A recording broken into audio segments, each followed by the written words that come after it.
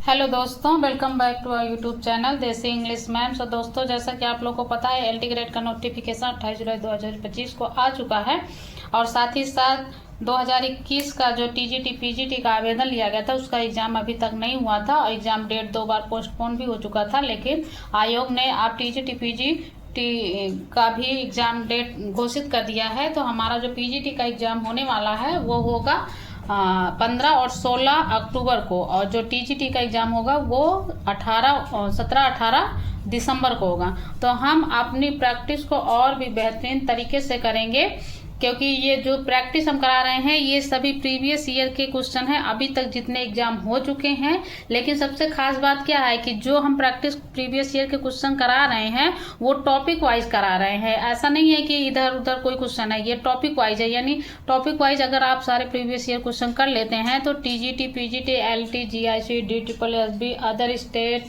BPSC कोई भी home science से रिलेटेड आप एग्जाम देते हैं तो क्योंकि टॉपिक वाइज जब आप प्रैक्टिस कर लेते हैं तो आपकी प्रैक्टिस और तैयारी बेहतरीन होती है। इसलिए आप क्वेश्चन को अच्छे से देखिए और समझिए। कोई फिर भी डाउट रह जाता है तो आप कमेंट करके पूछ सकते हैं। तो टाइम वेस्ट नहीं करते हैं, हम चलते हैं अपने प्रैक्टिस की ओर। और आज का हमारा पहला क्वेश्चन है, निम्नलिखित वसा में कौन सी अल्प एवं मध्यम वसीय अम्लों की श्रृंखला में समृद्ध है। तो इसमें देखिए पहला क्वेश्चन है हमारा जो वसा का है, वसा से रिलेटेड है। तो पहला क्वेश्चन क्या पूछा जा रहा है कि निम्नलिखित वसा में से कौन सी अल्प एवं मध्यम वसीय अम्लों की श्रृंखला में समृद्ध है। ऑप्शन ए मक्खन, ऑप्शन बी मूंगफली, ऑप्शन सी बादाम, ऑप्शन डी कृत्रिम मक्खन। तो इसका राइट आंसर क्या हो जाएगा, ऑप्शन ए मक्खन। यानी अल्प एवं मध्यम की बात की गई है तो अल्प एवं मध्यम जो वसीय अम्लों की श्रृंखला होती है वो किसमें होती है, मक्खन में होती है। ठीक है। लेकिन जब मक्खन को बॉईल करके घी बनाया जाता है, घी में कन्वर्ट कर दिया जाता है, तो घी में जो होता है जो फैट्स की कैलोरीज होती है वो 100% पाई जाती है। लेकिन मक्खन में 100% कैलोरीज नहीं पाई जाती है, फैट्स की मात्रा नहीं होती है, क्योंकि मक्खन हमारा जो होता है वो कच्चा होता है और उसमें कुछ पार्ट छाछ के भी होते हैं और कुछ पानी की भी मात्रा होती है। जब उसको बॉईल किया जाता है, घी में कन्वर्ट किया जाता है, तब वो पूर्ण रूप से फैट्स बन जाता है। तो इसलिए यहाँ पे अल्प एवं मध्यम वसीय अम्लों की श्रृंखला की बात की गई है। तो इसका राइट आंसर क्या हो जाएगा, ऑप्शन नंबर ए हो जाएगा। ठीक है। ये नेट का क्वेश्चन था, ऑब्जेक्टिव था, इसलिए हमने इसको कर लिया। अब चलते हैं हम नेक्स्ट क्वेश्चन की ओर। हमारा अगला क्वेश्चन है, आहार में संतृप्त वसा उच्चता निम्नलिखित विकारों में से किससे संबद्ध हो सकती है। ये देखिए वसा दो प्रकार की होती है, संतृप्त वसा और असंतृप्त वसा। तो जो संतृप्त वसा होती है वो हमारे जो जैसे घी हो गया, मक्खन हो गया, यानी जो वसा रखने यानी कम टेम्परेचर पर रखने पे जम जाता हो वो संतृप्त वसा कहलाता है। और जो कम टेम्परेचर पे रखने के बाद भी वो जमता नहीं हो, तरल अवस्था में हो, तो वो असंतृप्त वसा के अंतर्गत आता है। जैसे आपका सरसों का तेल क्या है, उसे किसी भी टेम्परेचर में रखिए वो वैसे ही तरल ही रहेगा, तो वो सरसों का तेल क्या होगा, आपका असंतृप्त हो गया। घी को आप एग्जाम्पल ले लीजिए, अगर टेम्परेचर हाई है तो घी क्या है, तरल रहता है, लेकिन अगर टेम्परेचर डाउन है तो वो क्या होता है, जम जाता है। तो जो वसा जमने वाली वसा या लिपिड्स होती हैं वो संतृप्त वसा के अंतर्गत आती हैं, और जो जमने वाली नहीं होती हैं वो असंतृप्त वसा के अंतर्गत आती हैं। ठीक है। तो इसका राइट आंसर क्या हो जाएगा, इसमें पूछा गया है कि आहार में संतृप्त वसा, यानी अगर कोई आप संतृप्त वसा का प्रयोग खाने में कर रहे हैं और वो भी उच्चता है यानी अधिकता है, तो निम्नलिखित विकारों में से किससे संबद्ध हो सकती है। यानी आप यदि भोजन में संतृप्त वसा का प्रयोग अत्यधिक मात्रा में करते हैं तो आपको उससे कौन से रोग होने की संभावना सबसे ज्यादा होगी। तो ऑप्शन ए है गुर्दा खराब होना, ऑप्शन बी क्षुधा चित्त, ऑप्शन सी क्षुधा अभाव, ऑप्शन डी हृदय वाहिका रोग। तो अगर आप संतृप्त वसा का प्रयोग ज़्यादा करते हैं अपने आहार में तो आपको हृदय संबंधी रोग हो सकता है। यानी व्यक्ति को जो हार्ट अटैक आता है तो उसका कारण यही होता है कि संतृप्त वसा क्या होता है, हमारी जो धमनियाँ होती हैं उसमें फैट्स का जमाव ज़्यादा हो जाता है और उसमें जो ल्यूमिन पाया जाता है वो सकरा हो जाता है, तो ब्लड का सर्कुलेशन अच्छी तरीके से नहीं हो पाता है, जिसकी वजह से है व्यक्ति को हार्ट अटैक आता है। तो इसलिए हमें अपने आहार में असंतृप्त वसा का प्रयोग ज़्यादा करना चाहिए, संतृप्त वसा का प्रयोग कम मात्रा में या ना के बराबर करना चाहिए। ठीक। अब चलते हैं अपने अगले क्वेश्चन की ओर। हमारा अगला क्वेश्चन है, वह लिपिड जिसमें जल भीरू अध्रुवी और जल प्रेमी ध्रुवी समूह दोनों होते हैं, यानी जल भीरू भी होता है और जल प्रेमी भी होता है। ठीक है, तो इसका ऑप्शन ए है बहुअनुभूतिक, ऑप्शन बी समानुभूतिक, ऑप्शन सी उभयानुभूतिक, ऑप्शन डी विषमानुभूतिक। ये DSSB का एग्जाम है, इसमें आंसर डी दिया गया है विषमानुभूतिक, लेकिन मेरे अकॉर्डिंग टू इसका आंसर सी होना चाहिए था उभयानुभूतिक, बट आंसर DSSB में डी माना गया है, तो हम डी को लेकर चलेंगे विषमानुभूतिक। ठीक है, अब हम चलते हैं अपने अगले क्वेश्चन की ओर। हमारा अगला क्वेश्चन है, स्टेरॉइड में एक चक्र वलय होता है जो डॉट डॉट कहलाता है, यानी स्टेरॉइड में एक चक्र वलय होता है जो डॉट डॉट कहलाता है। Option A cyclopentanoperhydrophenanthrene, B pentanoperhydrophenanthrene, C cycloperhydrophenanthrene, D phenanthrene. तो इसका राइट ऑप्शन होगा बी पेटेनोपरहाइड्रोफिनेथ्रीन। क्या है, स्टेरॉइड में एक चक्र वलय है। इसका सूत्र भी आप नोट कर लीजिए, याद कर सकते हैं। कभी कभी क्या होता है, किसी क्वेश्चन में आप जैसे यहाँ पे आपको आंसर दिया गया पेटेनोपरहाइड्रो, हो सकता है क्वेश्चन आने वाले समय में आपको क्वेश्चन यही रहे, लेकिन वहाँ पे उसका पेटेनोपरहाइड्रोफिनेथ्रीन का सूत्र क्या होता है, इसका क्वेश्चन बन जाए और ऑप्शन ये रख दिया जाए। तो आप इसलिए सूत्र को नोट कर लीजिए और लिख लीजिए, याद कर लीजिएगा। इसका सूत्र क्या है, CH3 CH2 16 COOH। ठीक है, ये भी DSSB का एग्जाम का क्वेश्चन है। अब चलते हैं अपने अगले क्वेश्चन की ओर। हमारा अगला क्वेश्चन है, निम्न वसा में से कौन आवश्यक वसा में अम्ल का स्रोत नहीं है, इसमें पूछा जा रहा है। इसमें देखिए नहीं वर्ड को ध्यान दीजिएगा, और क्या है, आवश्यक वसा में की बात हो रही है।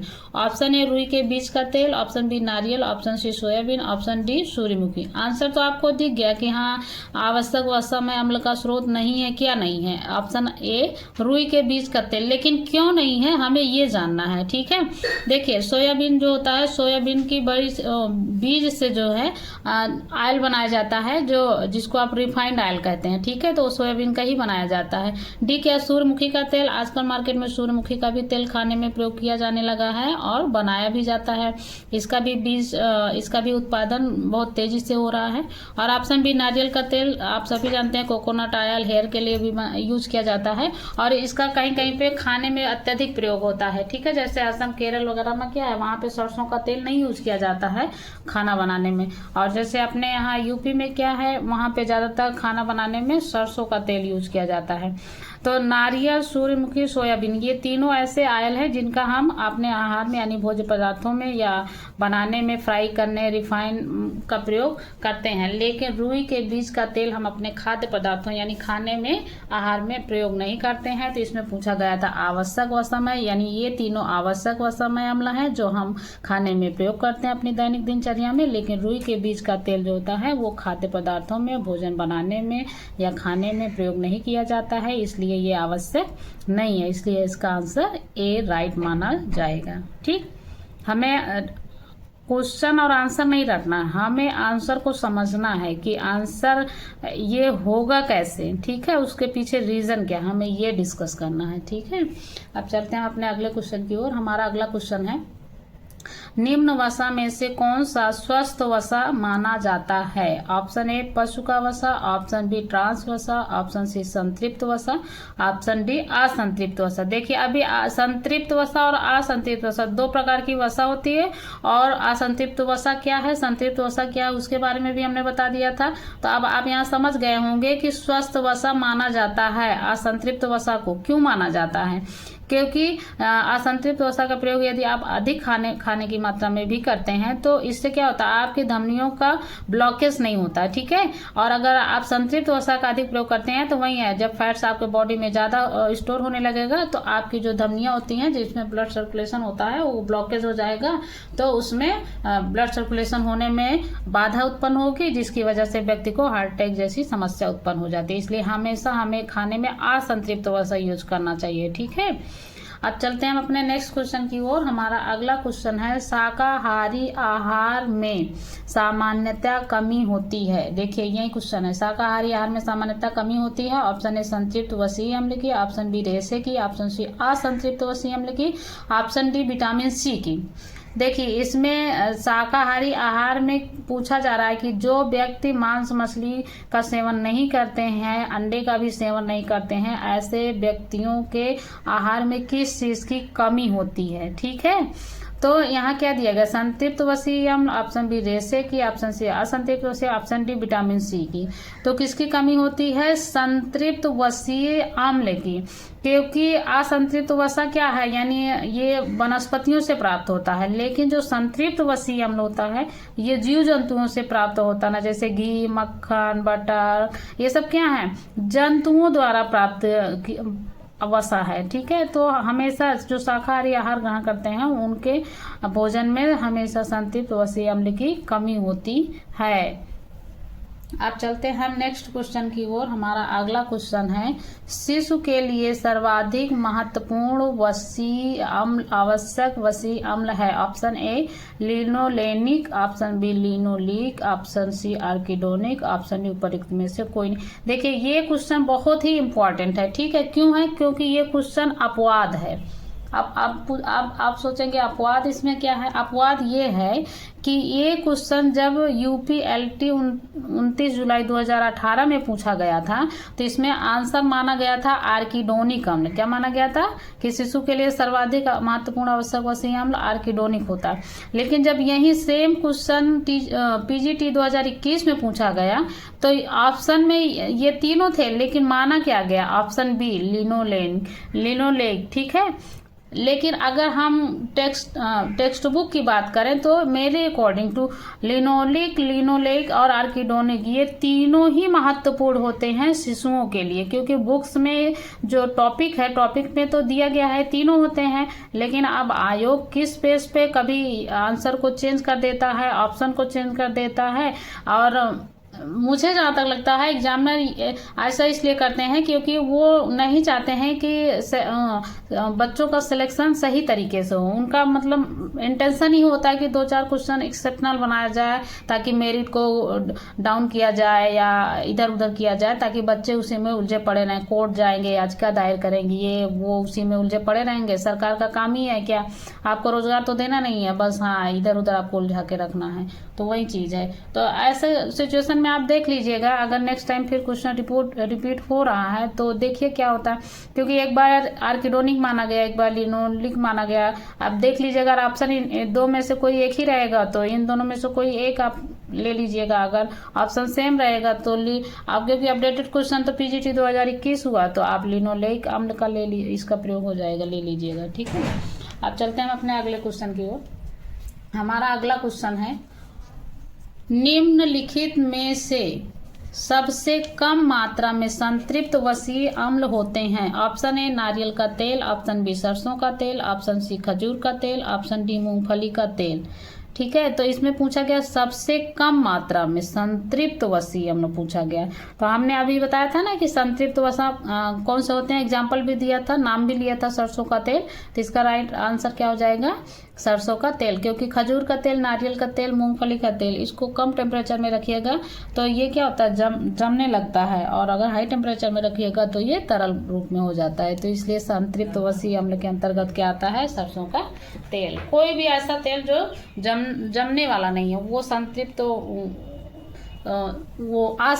असंतृप्त हो। इसमें पूछा गया कम मात्रा में संतृप्त, यानी सरसों का तेल जमता नहीं है, इसलिए ये असंतृप्त है। ठीक है, सबसे कम मात्रा पूछा गया कि संतृप्त, ये तीनों में तो अधिक मात्रा में संतृप्त वसीय अम्ल होते हैं, लेकिन कम मात्रा में सरसों का तेल, क्योंकि ये जमता नहीं है, इसमें इसकी जो डेंसिटी होती है वो अच्छी मानी जाती है, इसलिए इसका राइट आंसर क्या हो जाएगा, सरसों का तेल।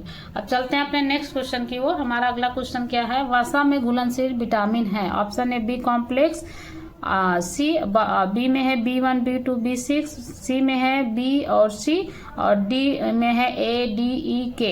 अब आप बताइए, ऐसे देखा जाए तो ये सारे ऑप्शन जो हैं सही हैं, लेकिन हमें इनमें से कोई एक ही ऑप्शन लेना है। ये GIC 2017 का क्वेश्चन है, तो इसमें हम कौन सा ऑप्शन लेंगे तो सही होगा। तो ऑप्शन हम डी लेंगे, तो इसमें देखिए बी कॉम्प्लेक्स जितने हैं सभी आ जाएंगे। ये सी तो आएगा नहीं क्योंकि इसमें सी दे दिया गया, तो ये तो गलत हो जाएगा। लेकिन बी कॉम्प्लेक्स इसमें भी सी दिया तो ये भी हट गया। लेकिन जो आपका ऑप्शन बी है, B12 B6, ये तीनों आपके वसा में घुलनशील विटामिन है। तो ये इसमें तो बाकी और विटामिन है नहीं, लेकिन डी में क्या है, और भी विटामिन के नाम दिए गए हैं जो वसा में घुलनशील है। तो इसलिए हम इसमें आंसर क्या लेंगे, डी, और डी ही राइट माना जाएगा क्योंकि वसा में घुलनशील विटामिन 4 ही होते हैं, A, D, E, K। इसके बहुत सारे आप वीडियोस भी देखे होंगे या इसका ट्रिक सुना होगा कहीं ना कहीं से कि वसा में घुलनशील विटामिन याद करने का ट्रिक क्या होता है, कीड़ा, यानी KEDA। उसको अगर आप इंग्लिश में लिख के दीजिए, लिखिएगा कि KEDA, तो क्या बन जाएगा, कीड़ा। तो K vitamin, vitamin E, vitamin D, vitamin A, तो यानी कीड़ा। कीड़ा दिमाग में याद रखिएगा तो क्या हो जाएगा, वसा में घुलनशील विटामिन क्या होता है, कीड़ा। कीड़ा मतलब KEDA। ठीक, आप चलते हैं अपने नेक्स्ट क्वेश्चन की ओर। हमारा अगला क्वेश्चन है, वसा के पाचन के लिए कौन सा एंजाइम आवश्यक है। Option A rennin, option B lipase, option C amylase, option D pepsin. तो वसा के पाचन के लिए सबसे अच्छा एंजाइम क्या माना जाता है। आप पहले क्वेश्चन को फाइंड आउट करना सीखे। जैसे रेनिन, आप प्रोटीन में पढ़ चुके हैं कि रेनिन एक प्रकार का एंजाइम है और किसको पचाने में हेल्पफुल होता है, आमाशय में रेनिन नामक एंजाइम पाया जाता है जो प्रोटीन को किस में बदल देता है, पेप्टोन में चेंज कर देता है। और ऑप्शन सी क्या है, अमाइलेज। अमाइलेज क्या है, टाइलिन नामक एंजाइम लार में पाया जाता है और एमाइलेज नामक एंजाइम जो होता है ये स्टार्च को पचाने में सहायक होता है। पेप्सिन क्या होता है, पेप्टोन को पॉलीपेप्टाइड में चेंज कर देता है। तो रेनिन पेप्सिन प्रोटीन से संबंधित हो गए, अमाइलेज आपके कार्बोज से संबंधित हो गए, और बचा क्या, लाइपेज। तो लाइपेज एंजाइम किसको पचाने के लिए आवश्यक होता है, वसा के लिए होता है। ठीक है, आप इस तरीके से प्रैक्टिस करेंगे तो क्या है, एक ही क्वेश्चन से आपको और भी उससे रिलेटेड जो क्वेश्चन बन सकते हैं, आंसर बन सकते हैं, वो आपको क्लियर हो जाएगा। मेरा पर्पस यही है, बाकी आपको जो बेटर लगता है, बहुत सारे आपको ऑप्शन मिलते हैं तो वो आप पे डिपेंड करता है कि आपको बेस्ट क्या चाहिए। ठीक, अब हम चलते हैं नेक्स्ट क्वेश्चन की ओर। हमारा अगला क्वेश्चन है, निम्न वसा MUFA का सर्वोत्तम साधन है। ऑप्शन ए सूर्यमुखी का तेल, ऑप्शन बी सोयाबीन का तेल, ऑप्शन सी नारियल का तेल, ऑप्शन डी जैतून का तेल।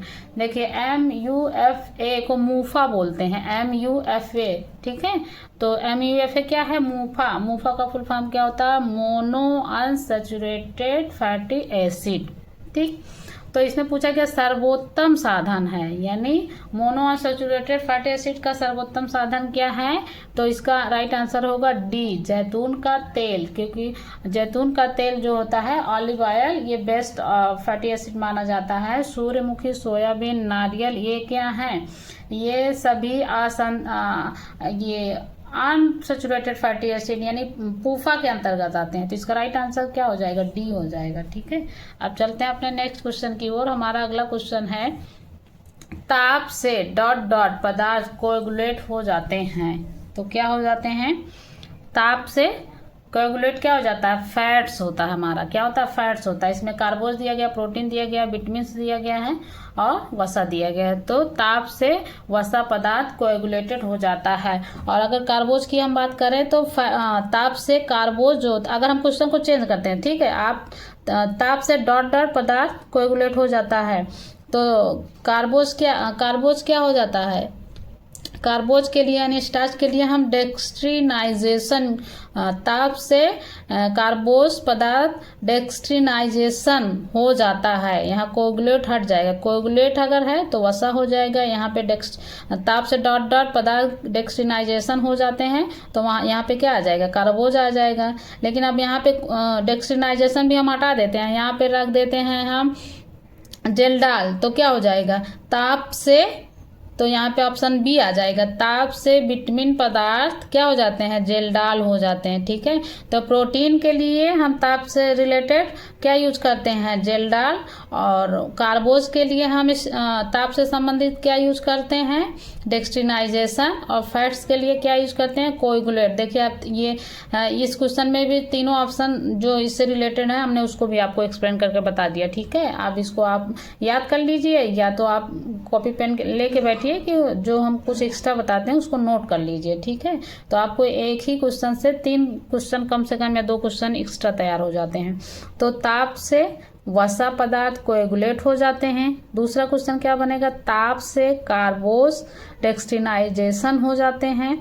फिर तीसरा क्या बनेगा, ताप से प्रोटीन जेलडाल हो जाते हैं। ठीक है, ऐसे याद करने के लिए हम आपको बता रहे हैं, अगर याद कर लीजिए क्वेश्चन का पैटर्न कुछ भी हो जाता है, लेकिन ताप से संबंधित अगर कार्बोज है तो डेक्स्ट्रिनाइजेशन हो जाएगा, प्रोटीन है तो जेलडाल हो जाएगा, और वसा है तो कोएगुलेट हो जाएगा। ये बहुत ही इंपॉर्टेंट क्वेश्चन है, ये प्रीवियस ईयर में कई बार रिपीट भी हो चुका है, तो इसलिए हम आपको बोल रहे हैं क्वेश्चन को, जो इंपॉर्टेंट क्वेश्चन है उसको हम ज़्यादा फोकस करके चलते हैं, इसलिए आप उसको याद कर लिया करिए। ओके, अब हम चलते हैं नेक्स्ट क्वेश्चन की ओर। हमारा अगला क्वेश्चन है, डॉट डॉट एक आवश्यक वसीय अम्ल है। Option A arginine, option B cephalin, option C cerebrosides, option D sterol. देखिए ये MPPHD का क्वेश्चन है। ये इसमें जो ऑप्शन दिया गया है वो प्रोटीन का ऑप्शन दिया गया, आंसर माना गया है, और क्वेश्चन क्या पूछ रहा है, वसीय अम्ल। ठीक है, तो इसका आंसर दिया गया है आर्जिनिन। आर्जिनिन क्या है, ये प्रोटीन का बच्चों के लिए तो पूर्ण प्रोटीन है, लेकिन वयस्कों के लिए आंशिक प्रोटीन है। ठीक है, तो यहाँ आर्जिनिन एक आवश्यक वसीय अम्ल है। क्वेश्चन ये गलत है, आंसर इसका जो क्वेश्चन के अकॉर्डिंग टू जो आंसर माना गया है मेरे अकॉर्डिंग टू गलत है, क्योंकि आर्जिनिन प्रोटीन है और यहाँ आवश्यक वसीय अम्ल की बात की जा रही है। और सेरेब्रोसाइट ये आपके ब्रेन से रिलेटेड है, एस्टेरॉल आपका फैट से रिलेटेड है, सेफलिन। तो इसमें जो आंसर दिया गया है वो गलत दिया गया। क्वेश्चन का पूछने का तरीका भी गलत है, आंसर का ऑप्शन का भी तरीका गलत है। ठीक है, और जो भी उसका डिटेल था वो हमने आपको बता दिया। अब चलते हैं अपने नेक्स्ट क्वेश्चन की ओर। हमारा अगला क्वेश्चन है, हाँ हमारा अगला क्वेश्चन है, देखिए अभी हमने पूफा की बात की थी ना, अब आ गया मूफा, MUFA। मूफा अभी हमने इससे रिलेटेड क्वेश्चन किया था, सबसे अच्छा स्रोत है। ऑप्शन ए सोया तेल, ऑप्शन बी मूंगफली तेल, ऑप्शन सी नारियल तेल, ऑप्शन डी मकई का तेल। तो इसका राइट आंसर क्या दिया गया है, ऑप्शन ए यानी सोया तेल। देखिए अब हम आपको कुछ एग्जाम्पल बता देते हैं इसी क्वेश्चन से रिलेटेड, आप उसको नोट कर लीजिए। मूफा के अंतर्गत कौन कौन से एग्जाम्पल आते हैं, यानी कभी ऑप्शन को घुमाया गया तो आप उसको फाइंड आउट कर सके। मूफा मतलब मोनो अनसैचुरेटेड फैटी एसिड, तो मूफा के अंतर्गत एग्जाम्पल आप लिख लीजिए क्या क्या आएगा, ऑलिव ऑयल, सीसम ऑयल, एवोकाडो, कैनाल और बादाम, फ्लैक्स सीड, काजू, अखरोट और ग्राउंडनट। ये इतने सारे एग्जाम्पल किसके हैं, मूफा के। और पूफा मतलब पॉली अनसैचुरेटेड फैटी एसिड, तो पूफा के अंदर आप याद कर लीजिए या एग्जाम्पल लिख लीजिए क्या क्या आता है, सोयाबीन, सनफ्लावर, कॉटन सीड और कॉर्नायल, चिया सीड्स और पंपकिन सीड्स। तो देखिए यहाँ मकई का तेल दिया गया है ना, तो ये किसका एग्जाम्पल है, ये पूफा का एग्जाम्पल है। किसका एग्जाम्पल है, पूफा का एग्जाम्पल है। ठीक है, और कोकोनट जो है, कोकोनट देखिए कोकोनट जो है और मूंगफली ये दोनों मूफा के ही स्रोत हैं, लेकिन इसमें कह रहा है सबसे अच्छा स्रोत, यानी अच्छा, यानी ये तीनों एग्जाम्पल तो हैं मूफा के, लेकिन उसमें भी सबसे बेस्ट कौन सा होता है, तो सबसे बेस्ट सोया ऑयल होता है। ठीक है, यानी जिसको हम ऑलिव ऑयल बोलते हैं, तो ऑलिव ऑयल जो होता है वो मूफा और पूफा दोनों के बीच के कड़ी है, यानी दोनों में ये आता है, मूफा के अंतर्गत भी आता है, पूफा के अंतर्गत भी आता है। तो इसलिए सोया तेल क्या है, ऑलिव ऑयल, ये सबसे बेस्ट होता है। ठीक है, और ये मकई का तेल किसके अंतर्गत आएगा, पूफा के अंतर्गत आएगा। ठीक है, यहाँ सबसे अच्छा स्रोत की बात हो रही है, इसलिए सोया, अगर अच्छा यहाँ सबसे अच्छा वर्ड हट जाता तो मूफा का स्रोत अगर पूछा जाता तो सोया तेल, मूंगफली तेल, नारियल तेल ये तीनों आ जाते, और यहाँ डी में ऑप्शन आ जाता है इनमें से सभी। ओके, अब चलते हैं हम नेक्स्ट क्वेश्चन की ओर। ये TGT राजस्थान का क्वेश्चन है, बहुत ही इंपॉर्टेंट क्वेश्चन है, ऐसे क्वेश्चन को आप जो है इम्पोर्टेंस लेके चलेंगे और उसको अच्छे से पढ़ेंगे। अब चलते हैं नेक्स्ट क्वेश्चन की ओर। इधर नेट का क्वेश्चन है। अभी हम नेट की प्रैक्टिस नहीं करेंगे क्योंकि अभी हमें नेट से रिलेटेड कोई एग्जाम की तैयारी नहीं करना है। हमें पहले हमारा जो एग्ज़ाम हमारे सामने है हमें उसको फोकस करना है। हमें यूपी पीजीटी, टीजीटी और एलटी ग्रेड को फोकस करना है। तीनों हमारे ऑब्जेक्टिव पेपर होंगे, तो इसलिए अभी हम सिर्फ ऑब्जेक्टिव जो भी क्वेश्चन है हम उसकी प्रैक्टिस करेंगे। उसके बाद में नेट से रिलेटेड अगर जब आपको तैयारी करना होगा आप कमेंट कीजिएगा, तो हम नेट के क्वेश्चन भी 1 बाय 1 टॉपिक वाइज एक्सप्लेन करेंगे और उससे रिलेटेड और भी जो होंगे उसको हम डिस्कस कर लेंगे।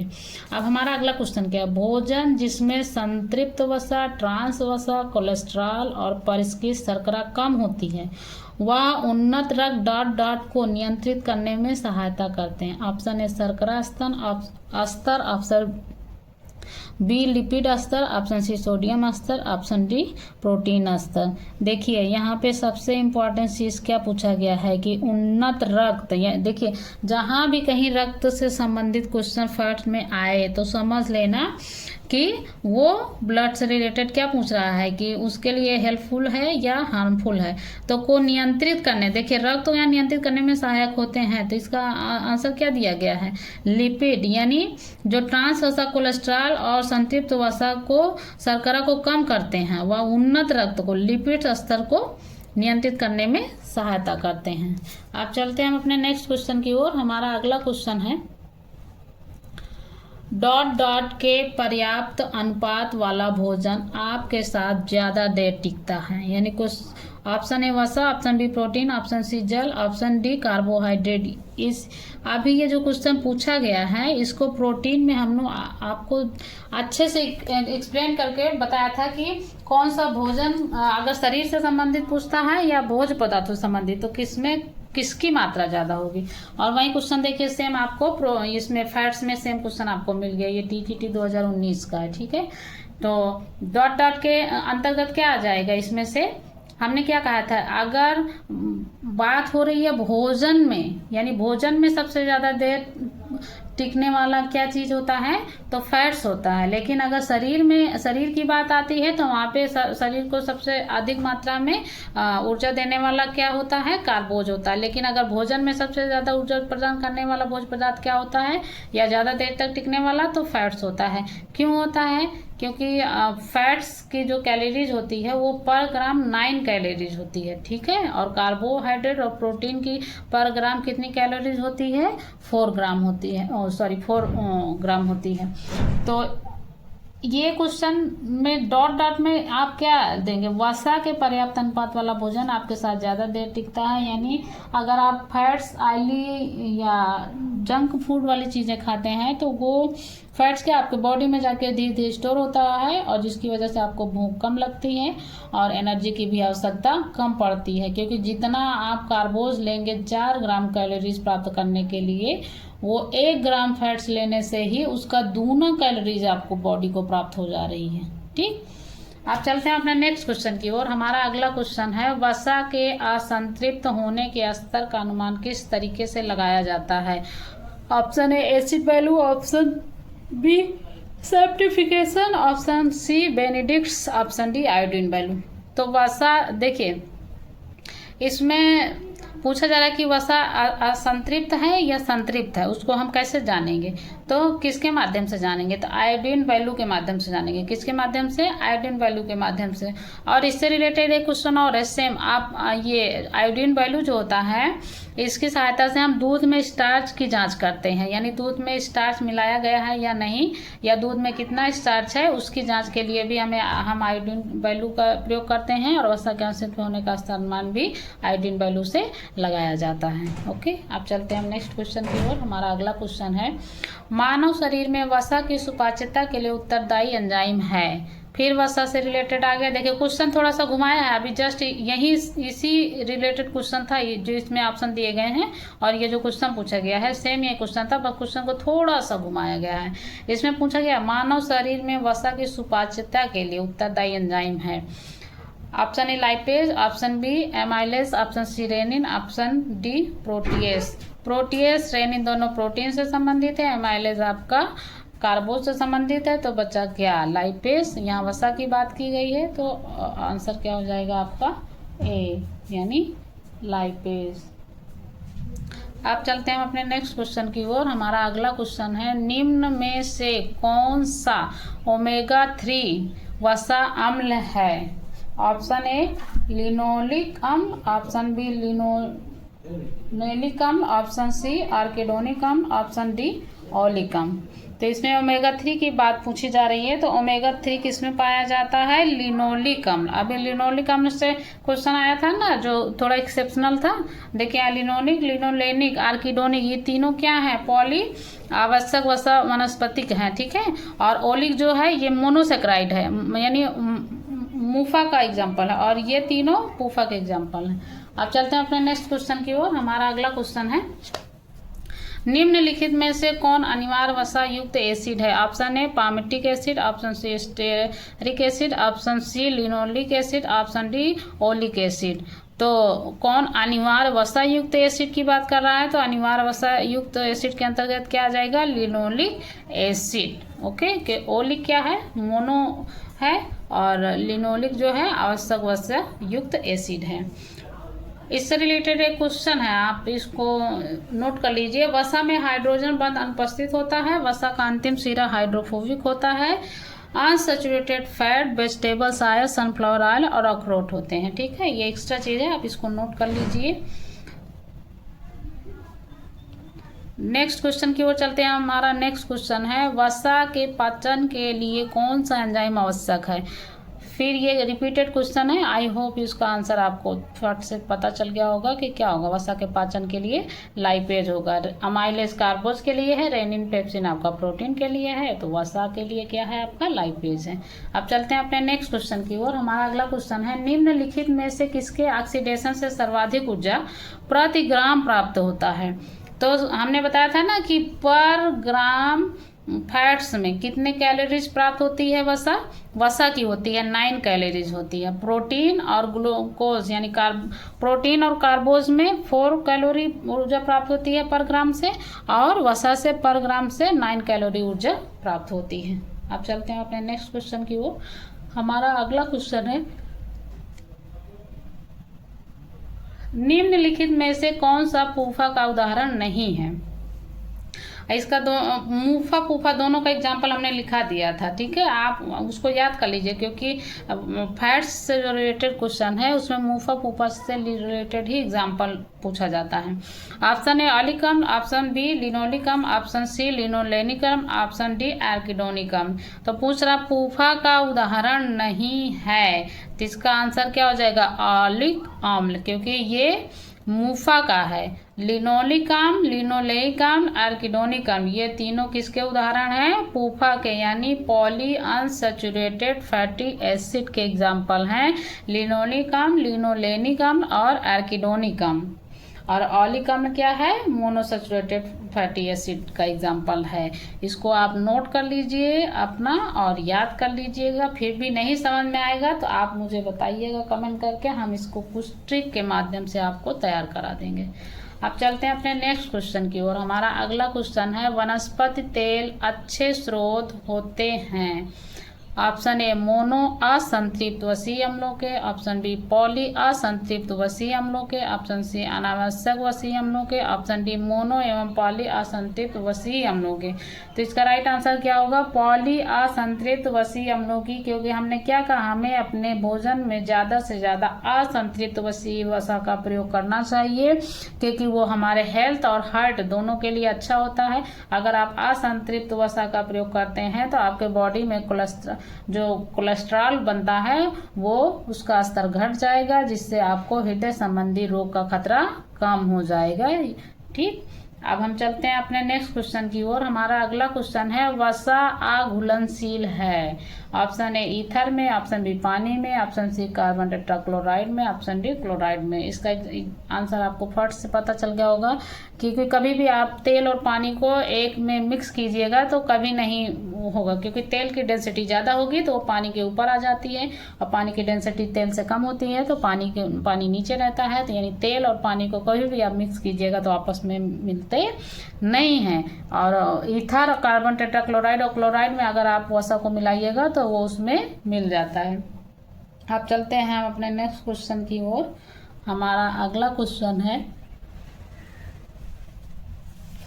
ये क्वेश्चन बहुत ही बेहतरीन और बहुत ही इम्पोर्टेंट है।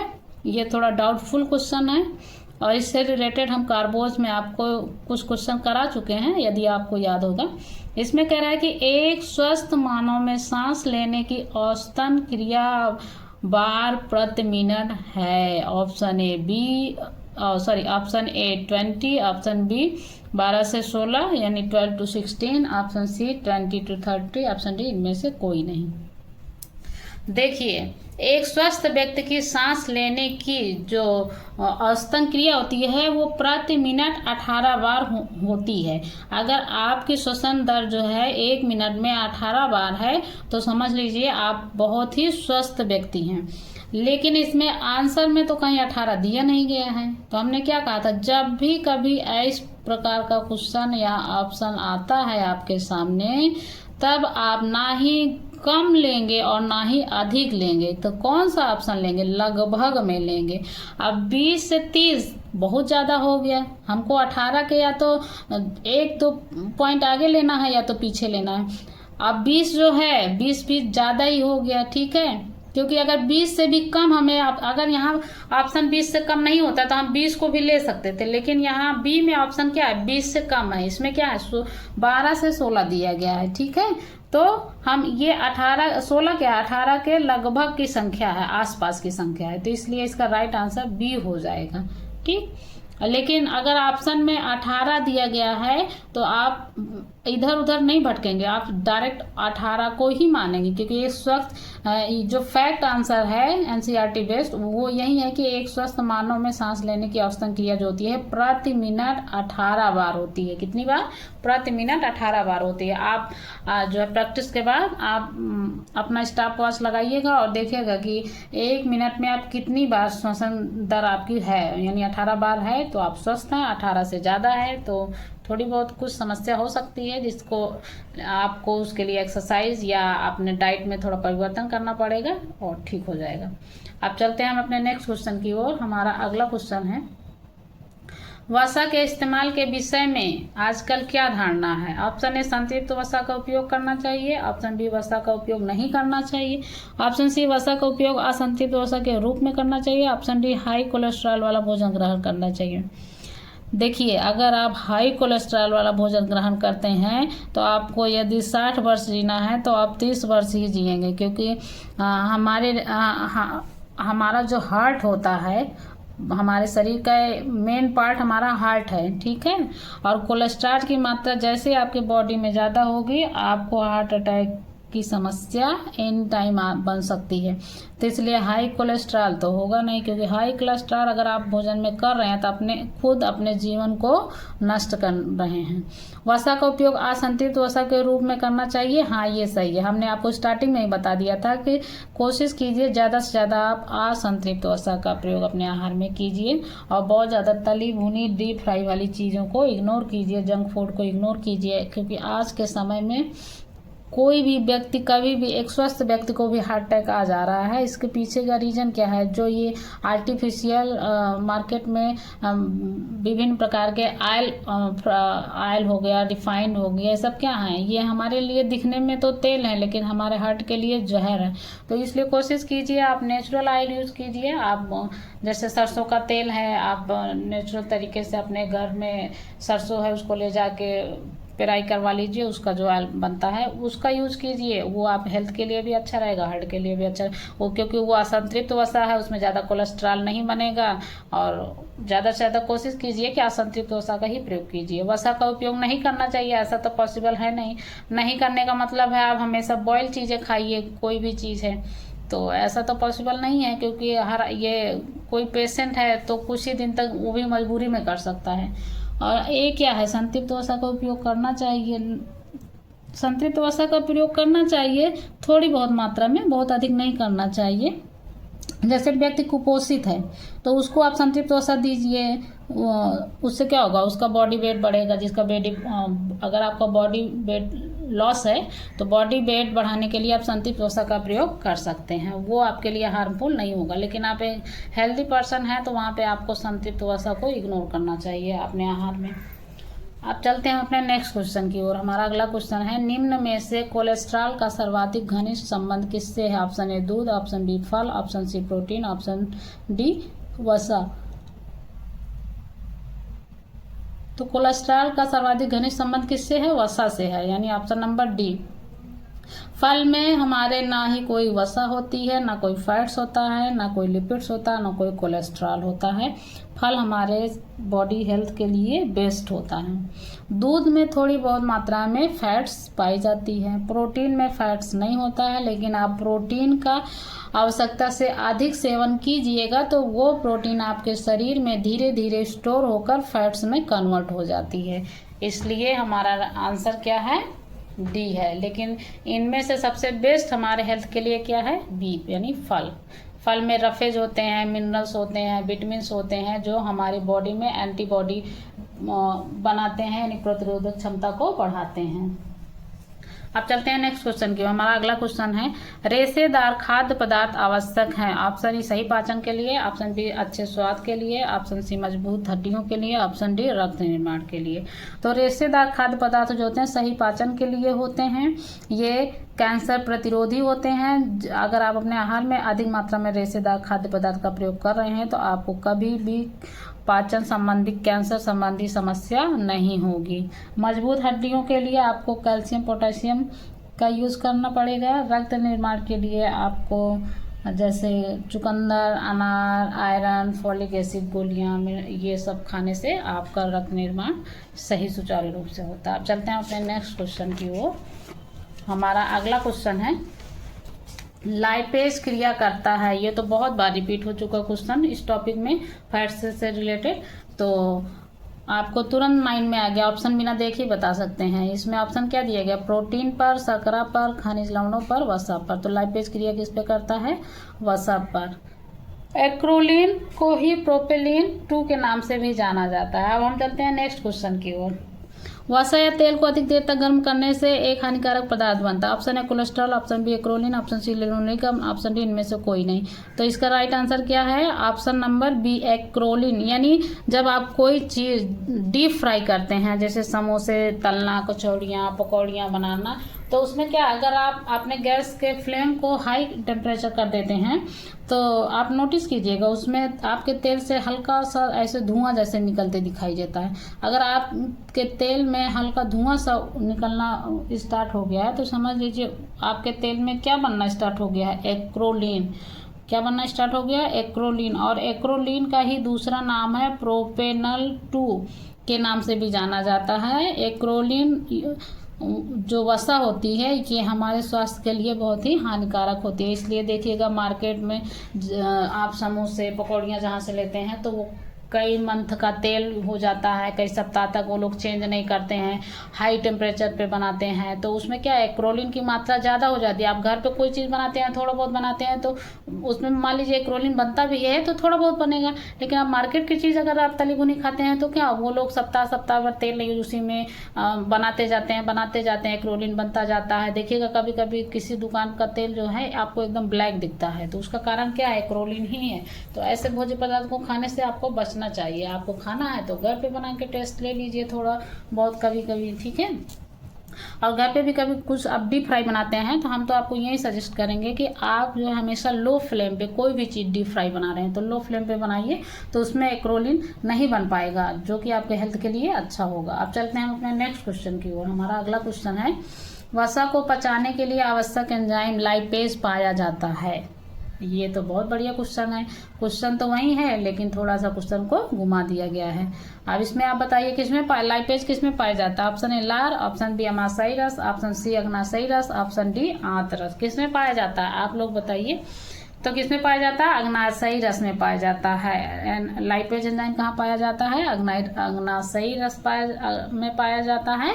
जो हमारे वसा को पचाने में सहायक होता है। अब चलते हैं अपने नेक्स्ट क्वेश्चन की ओर। हमारा अगला क्वेश्चन है, जन्म के समय बच्चे के मस्तिष्क का भार होता है। Option A 100 gram, option B 350 gram, option C 800 gram, option D 500 gram. तो जन्म के समय बच्चे के मस्तिष्क का भार कितना होता है? 350 ग्राम होता है। ये तो बच्चे की बात हो गई, शिशु की। और वयस्क व्यक्तियों के मस्तिष्क का भार कितना होता है, आप कमेंट करके हमको बताएंगे, ठीक है। अगर आप नहीं बताते हैं तो हम फिजियोलॉजी के टॉपिक का जब प्रैक्टिस कराएंगे तो वहाँ पे आपको बताएंगे, लेकिन आप इसको सर्च करके कमेंट करके हमको बताइएगा। आप चलते हैं नेक्स्ट क्वेश्चन की ओर। हमारा अगला क्वेश्चन है, वसा में घुलित विटामिन है। ये बहुत ही इंटरेस्टिंग क्वेश्चन है। आपको तो लग रहा होगा है तो बहुत ईजी, इसमें इंटरेस्टिंग जैसी कोई क्या बात हो सकती है।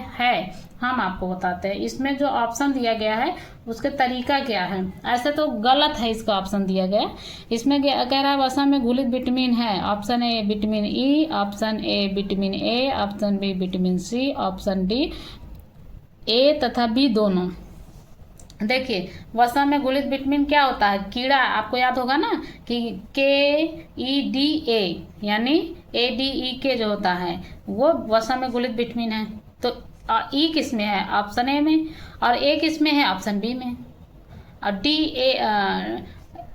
डी तो है नहीं किसी में ऑप्शन में, ठीक है। ई है, के भी नहीं है, ए है। तो वसा घुलित विटामिन दो तो हैं, लेकिन इसमें आंसर क्या दिया गया है? डी, ए तथा बी दोनों।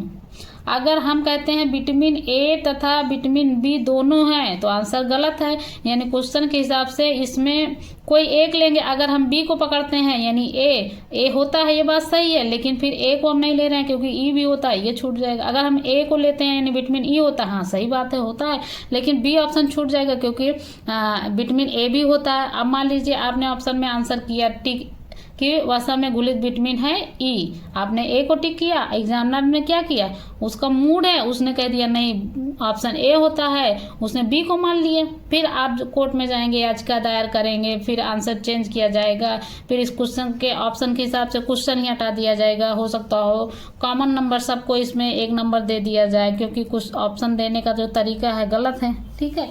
लेकिन हाँ, हम आपको बताते हैं ये क्वेश्चन में थोड़ा सा हो सकता है मिस प्रिंट हो गया हो। इसमें ऐसा अगर मेरे अकॉर्डिंग टू अगर आप लीजिएगा तो इसका राइट आंसर डी हो सकता है। मिस प्रिंट हो सकता है, लेकिन मेरे अकॉर्डिंग टू इसको समझिए। जैसे वसा में घुलित विटामिन ई और ये दोनों है, ये बात सही है। तो ये जो ए है इसको ए बी ऐसे नहीं लिखना चाहिए था, इसमें डी में लिखना चाहिए था कि ऑप्शन ए और ऑप्शन बी दोनों सही हैं। यहाँ डी में ये प्रिंट होना चाहिए था कि option A option B, A B option दोनों सही है, तब सही माना जाता है कि हाँ ऑप्शन ए में ई है, ऑप्शन बी में ए है। तो इस हिसाब से दोनों क्वेश्चन यानी दोनों ऑप्शन जो हैं डी में आ गए तो उस हिसाब से सही हो जाएगा। लेकिन यहाँ पे अब इसे हम डायरेक्टली नहीं कह सकते हैं कि ऑप्शन ए बी है या विटामिन का नाम ए बी दिया है, ठीक है। अगर विटामिन का नाम ए बी दिया है तो गलत हो जाएगा क्योंकि इसमें आंसर कह रहा है डी, ठीक है। आंसर माना गया है 2000 TGT 9 में ऑप्शन डी माना गया है। अब सोचिए कैसे, यहाँ ए तथा बी लिखा है दोनों। अब इसको आप क्या समझिएगा, ए बी विटामिन है, अगर ए बी विटामिन है तो गलत हो जाएगा। लेकिन मेरे अकॉर्डिंग टू यहाँ पे ये ए का मतलब हुआ ऑप्शन नंबर ए और बी का मतलब हुआ ऑप्शन नंबर बी, तब जाके आपका ये आंसर आयोग के हिसाब से जो डी माना गया है मेरे अकॉर्डिंग टू, तब ये आंसर डी सही माना जाएगा।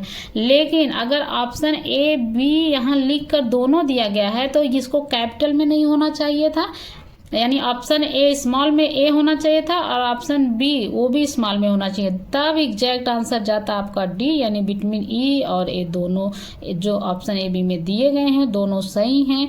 अब ये मिस प्रिंट है या आयोग की मंशा है, क्या किस प्रकार से डिसीजन लेते हैं हमें तो समझ में नहीं आता है कि इतने बड़े बड़े वहाँ पे अच्छे प्रोफेसर, डिग्री धारक, PhD धारक जो क्वेश्चन सेलेक्ट करते हैं, आंसर बनाते हैं, तो वो ऐसी छोटी छोटी गलतियाँ कैसे कर देते हैं।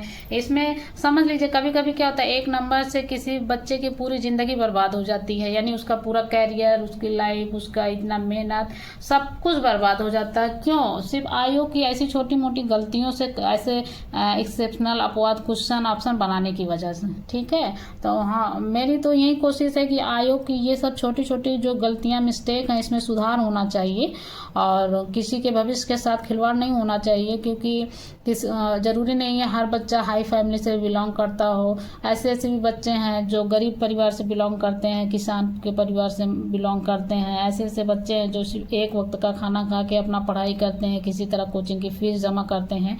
तो ये सब चीज़ें मैटर करती हैं। ये सब आयोग की लापरवाही है जो सुधार होना चाहिए। आयोग को भी इस पर सख्त डिसीजन लेना चाहिए कि जो ऐसे क्वेश्चन जो भी एग्जामिनर के द्वारा बनाए जाते हैं, ऑप्शन दिए जाते हैं, उनके ऊपर भी कार्रवाई होनी चाहिए, क्योंकि एक क्वेश्चन किसी की ज़िंदगी का सवाल होता है, कोई मजाक नहीं है। तो ऐसे क्वेश्चन ऑप्शन रखने ही नहीं चाहिए एग्जाम में। चलिए अब चलते हैं नेक्स्ट क्वेश्चन की ओर। मुझसे जो हो सका हम आपको समझा दिए। हम कोशिश कर ये इसीलिए हम प्रैक्टिस करा रहे हैं कि जो भी डाउट है या जो पास्ट में गलतियां मुझसे हुई वो आपसे आने वाले समय में नहीं है, क्योंकि हम आयोग से क्या कर सकते हैं, ज़्यादा से ज़्यादा क्वेश्चन पे याचिका दायर कर सकते हैं, आंसर अपना सही करवा सकते हैं ऑथेंटिक बुक ले जाके दिखा के। लेकिन हाँ, गलतियाँ तो होती आ रही हैं, इसमें सुधार होना चाहिए जो सबके लिए बेहतर होगा। चलिए अब नेक्स्ट क्वेश्चन की ओर चलते हैं। एक मोटे व्यक्ति को खाने में कम प्रयोग करना चाहिए। ऑप्शन ए वसा, option B carbohydrate, option C protein, option D vitamin. तो मोटे व्यक्ति, अगर कोई व्यक्ति मोटा है, हमने क्या कहा था, कोई व्यक्ति कुपोषित है, दुबला पतला है, तो आप उसे वसा का सेवन अधिक कराइए, ठीक है, उसका वेट बढ़ाने में। लेकिन व्यक्ति पहले से ही उसका वेट ज़्यादा है, मोटा है, तो उस ऐसे सिचुएशन में आप उसको वसा खिलाइएगा तो वो तो और मोटा हो जाएगा। मोटा होगा, फिर उसको लीवर संबंधित प्रॉब्लम होगी, मोटापा बढ़ेगा, दिल पे दाब पड़ेगा, हार्ट अटैक आएगा, बहुत सारी समस्याएं होंगी। तो मोटे व्यक्ति को खाने में क्या कम प्रयोग करना चाहिए, वसा का प्रयोग हमें कम करना चाहिए। ठीक है, कार्बोज प्रोटीन की भी मात्रा कम करनी चाहिए, लेकिन ऑप्शन के हिसाब से देखा जाए तो हमें सबसे पहला जो प्रायोरिटी दिया जाएगा वो किसे दिया जाएगा, वसा को दिया जाएगा, क्योंकि आप वसा 1 ग्राम लेते हैं तो 9 कैलोरीज आपको ऊर्जा प्राप्त होती है, लेकिन प्रोटीन और कार्बोज लेते हैं तो 4 ही ग्राम आपको, 4 यानी 8 ही ग्राम हुआ। ठीक है, यानी दोनों को मिलाने से 8 ग्राम हो रहा है, फिर भी वसा का कैलोरीज मात्रा क्या है, वैल्यू ज़्यादा है। अब चलते हैं अपने नेक्स्ट क्वेश्चन की ओर। हमारा अगला क्वेश्चन है, सर्वाधिक ऊर्जा की कैलोरी उत्पन्न होती है। ऑप्शन ए शुद्ध घी, option B refined, option C मूंगफली के तेल, ऑप्शन डी सरसों का तेल। देखिए ये क्वेश्चन स्टार्टिंग में हमने बता दिया था, मक्खन था कुछ ऑप्शन में, कुछ क्वेश्चन था स्टार्टिंग में, हमने बताया था ना कि जो शुद्ध घी होता है उसमें 100% कैलोरीज पाई जाती है। तो सर्वाधिक ऊर्जा की बात हो रही है यहाँ पे, सिर्फ ऊर्जा की बात होती तो घी, मूंगफली, रिफाइंड, सरसों सभी में ऊर्जा पाई जाती है, लेकिन कह रहा है सब सर्वाधिक यानी सबसे ज्यादा ऊर्जा की कैलोरी किसमें उत्पन्न होती है, तो ऑप्शन ए यानी शुद्ध घी में, क्योंकि शुद्ध घी में 100% एनर्जी कैलोरीज पाई जाती है और बाकी चीजों में कम मात्रा में होती हैं, लेकिन ऊर्जा सब में होती है। लेकिन फैट्स है तो पर ग्राम 9 कैलोरी ऊर्जा प्राप्त होती है, लेकिन अगर शुद्ध घी है तो 100% होता है। अब चलते हैं हम नेक्स्ट क्वेश्चन की ओर। हमारा अगला क्वेश्चन है, वसा के पाचन क्रिया करने वाले एंजाइम को कहते हैं। देखिए ये क्वेश्चन आपको मिला था, लेकिन उसमें ऑप्शन जो दिया गया था फैक्ट दिया गया था। अब यहाँ ऑप्शन को ही थोड़ा सा घुमा के दिया गया है। अब घुमा के क्या दिया गया है ये देखना। Option A amylolytic enzyme, option B proteolytic enzyme, option C lipolytic enzyme, option D amylase. देखिए एमाइलेज तो कार्बोज के लिए होता है, होगा नहीं। प्रोटियोलाइटिक जो होता है प्रोटीन के लिए होता है, ये भी नहीं होता। अमियोलाइटिक जैसा एंजाइम कुछ होता नहीं। बचा के ऑप्शन सी यानी लाइपोलिटिक एंजाइम, यानी लाइपेज से ही वर्ड बना है लाइपोलिटिक एंजाइम। देखिए क्वेश्चन वही है, ऑप्शन भी वही है, लेकिन वर्ड का यहाँ पे हेर फेर है, यानी शब्दों के घुमा फिरा से थोड़ा सा शब्द घूमेगा, आप भी घूम जाइएगा, आंसर गलत टिक कर दीजिएगा। इसलिए हम बोल रहे हैं कि अगर आप मेरा प्रैक्टिस क्लास सारा देख लेते हैं अच्छे से, 1 बार 2 बार रिपीट करके, तो आपका प्री एलटी ग्रेड 100% निकलना श्योर है। दूसरा आपका टीजीटी पीजीटी यदि आप उस समय में एक फॉर्म अप्लाई किए थे उसमें तो पूरा गारंटी है कि आपका निकल जाएगा, इसमें कोई डाउट नहीं है। क्योंकि एलटी का तो अभी हमें प्री देने के बाद मेंस की भी तैयारी करना है, लेकिन हाँ प्री आपका निकल जाएगा अगर मेरे सारे वीडियोज आप देखते हैं और जितने क्वेश्चन हम एक्सप्लेन करते हैं उसको अच्छे से सुनते हैं, समझते हैं। तो आप चलते हैं नेक्स्ट क्वेश्चन की ओर। हमारा अगला क्वेश्चन है, पित्त आवश्यक होते हैं? ऑप्शन ए प्रोटीन पाचन के लिए, ऑप्शन बी कार्बोहाइड्रेट पाचन के लिए, ऑप्शन सी वसा पाचन के लिए, ऑप्शन डी उपर्युक्त में से सभी। तो पित्त किसके लिए आवश्यक होते हैं? ना प्रोटीन के लिए होते हैं, ना कार्बोज के लिए होते, तो बचा क्या? सी वसा पाचन के लिए। यानी पित्त हमारे किसके लिए आवश्यक होते हैं? वसा पाचन के लिए। पित्त बनता कहाँ है और स्टोर कहाँ होता है, उसको आप कमेंट करके बताइएगा हमें, ठीक है। अब चलते हैं हम नेक्स्ट क्वेश्चन की ओर। हमारा अगला क्वेश्चन है वसा के पाचन के लिए आवश्यक एंजाइम, आपको पता है लाइपेज होगा। अब हमारा नेक्स्ट क्वेश्चन है वसा की कमी से निम्न रोग हो जाता है। Option A diabetes, option B phrynoderma, option C मोटापा, ऑप्शन डी क्वासियोरकर। देखिए वसा की कमी से मोटापा होता है, लेकिन यहाँ हमें देखना है कि सबसे बेस्ट ऑप्शन कौन सा है, ठीक है। तो हमारा जो बेस्ट ऑप्शन जाएगा वो बी जाएगा। यानी वसा की कमी से कौन सा रोग हो जाता है? तो फाइनोडर्मा रोग होता है। इससे रिलेटेड एक और क्वेश्चन है जो टीजीटी 2021 में पूछा गया था, तो इसलिए हम आपको बता दे रहे हैं ताकि फिर कभी ऐसा क्वेश्चन घुमा के पूछा जाए तो आपका गलत नहीं हो। तो वसा की कमी से कौन सा रोग हो जाता है? फाइनोडर्मा आपको दिख रहा है। लेकिन अगर क्वेश्चन पूछा जाता है कि विटामिन ए की कमी से कौन सा रोग हो जाता है, अगर ऑप्शन में आपको फाइनोडर्मा दिखता है और रतौंधी नहीं दिखता है, तो समझ लीजिए कि वो विटामिन ए की बात, क्योंकि विटामिन ए और वसा दोनों की कमी से फाइनोडर्मा नामक रोग हो जाता है। क्वासियोरकर आपका प्रोटीन की कमी से होता है। डायबिटीज आपका कार्बोज की अधिक मात्रा बॉडी में स्टोर होने की वजह से होता है। मोटापा आपका कार्बोज और वसा दोनों की वजह से होता है। तो इसका राइट आंसर क्या है? फाइनोडर्मा, ठीक है। आप दोनों क्वेश्चन को याद कर लीजिएगा कि वसा विटामिन ए दोनों की कमी से कौन सा रोग होता है? फाइनोडर्मा। अगर यहाँ वसा की कमी पूछेगा तो भी फाइनोडर्मा, अगर ए की कमी से भी पूछा तो भी फाइनोडर्मा। लेकिन हाँ ए है और रतौंधी दिया गया, तब आप वहाँ पे देख लीजिएगा कि क्वेश्चन कह क्या रहा है, उसके अकॉर्डिंग टू आप ऑप्शन टिक कीजिएगा। आप चलते हैं अपने नेक्स्ट क्वेश्चन की, जो बहुत ही इंपॉर्टेंट क्वेश्चन है और रिपीट भी हुआ है। ये अगला क्वेश्चन क्या है? शरीर को सबसे अधिक ऊर्जा प्राप्त होती है। Option A carbohydrate, option B वसा, ऑप्शन सी खनिज लवण, ऑप्शन डी प्रोटीन। अब इसमें शरीर क्या कह रहा है? शरीर को सबसे अधिक ऊर्जा प्राप्त होती है, तो किससे होती है? वसा से होती है। अगर हम यहाँ पे कर दें, शरीर को हटा दें, यहाँ हम रख दें भोजन, कि भोजन को सबसे अधिक ऊर्जा प्राप्त होती है किससे, तब वहाँ पे क्या हो जाएगा? कार्बोहाइड्रेट। तो शरीर को सबसे अधिक ऊर्जा किससे प्राप्त हो रही है? यहाँ पे वसा। क्यों हो रहा है? क्योंकि वसा में पर ग्राम 9 कैलोरी प्राप्त होती है, प्रोटीन और कार्बोज से 4 ग्राम कैलोरी प्राप्त होती है। तो आज का सेशन बस यहीं तक, क्योंकि अब हमारा अगला टॉपिक है विटामिन, जो बहुत ही इंपॉर्टेंट है। उससे रिलेटेड बहुत सारे इंपॉर्टेंट क्वेश्चन आते हैं, इसको हम नेक्स्ट वीडियो में करेंगे। तो आज तक के लिए बस इतना ही। मिलते हैं नेक्स्ट वीडियो में नेक्स्ट क्वेश्चन के साथ, और तब तक के लिए bye bye, take care and thanks for watching my video. Please like, share and comment.